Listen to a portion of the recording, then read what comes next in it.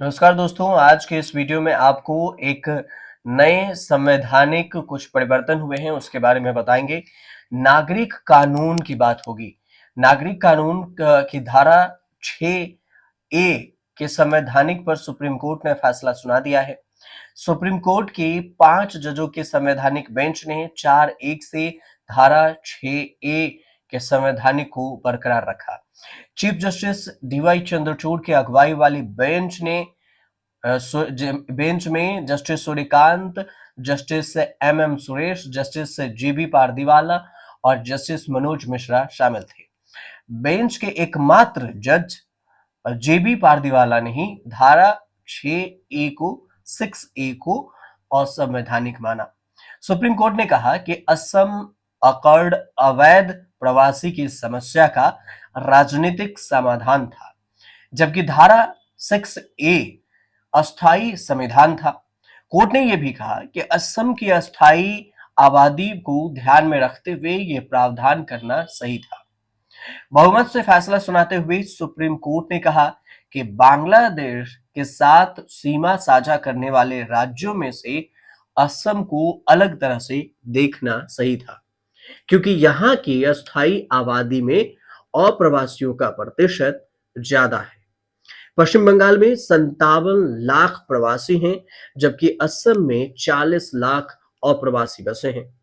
फिर भी असम की कम आबादी को देखते हुए ऐसा करना सही था, क्योंकि बंगाल की तुलना में असम का जमीनी इलाका काफी कम है। कोर्ट ने माना कि 25 मार्च 1971 की कट ऑफ डेट लगाना भी सही था।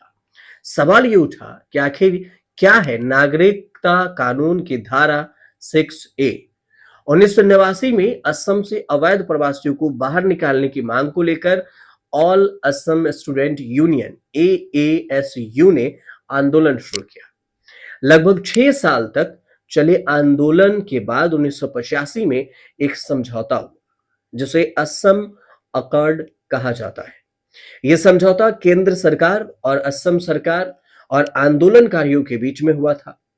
असम अकॉर्ड का क्लॉज 5 कहता है कि जो भी विदेशी 1 जनवरी 1966 से 24 मार्च 1971 के बीच असम आए होंगे, उनकी पहचान की जाएगी और वही 25 मार्च 1971 के बाद असम में आए विदेशियों की पहचान करने की प्रक्रिया जारी रहेगी और उन्हें वापस भेजा जाएगा।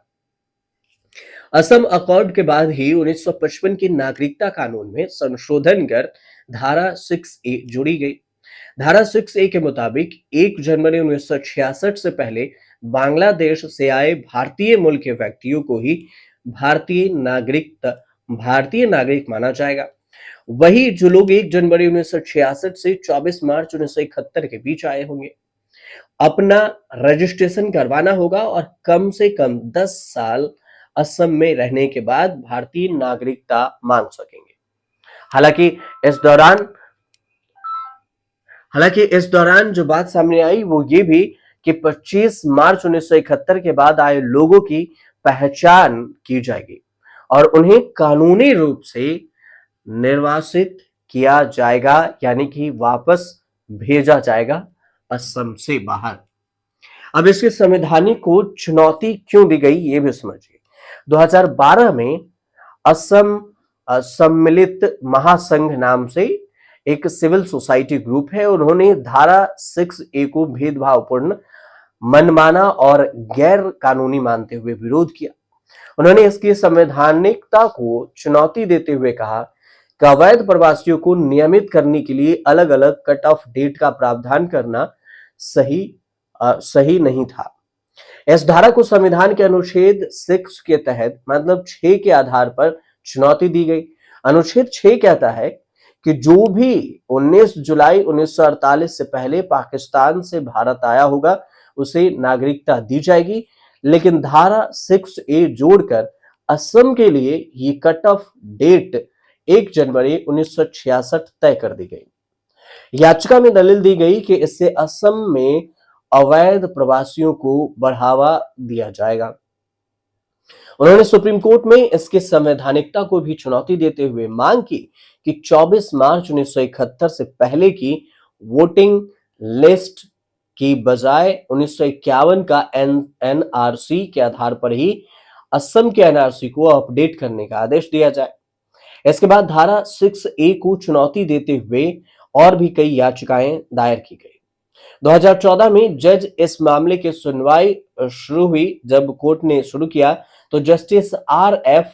नरीमन ने इसे संवैधानिक बेंच के पास भेज दिया। अप्रैल 2017 में 5 जजों की संवैधानिक बेंच बनी। जजों के रिटायरमेंट की वजह से कई बार बेंच को फिर से गठित किया गया।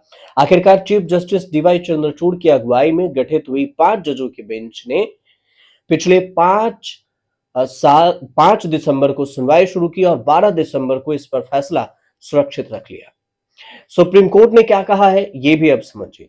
जस्टिस डीवाई चंद्रचूड़ समेत justice Surya Kant, justice MM Suresh और जस्टिस मनोज मिश्रा ने धारा 6A की संवैधानिकता को बरकरार रखा और कोर्ट ने कहा कि जो लोग 25 मार्च 1971 या उसके बाद बांग्लादेश से असम आए हैं उन सभी की पहचान की जानी चाहिए और निर्वासित किया जाना चाहिए, मतलब उन्हें बाहर करना चाहिए।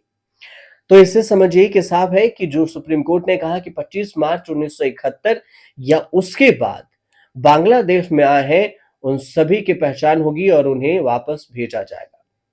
इस फैसले का असर क्या होगा यह भी समझिए।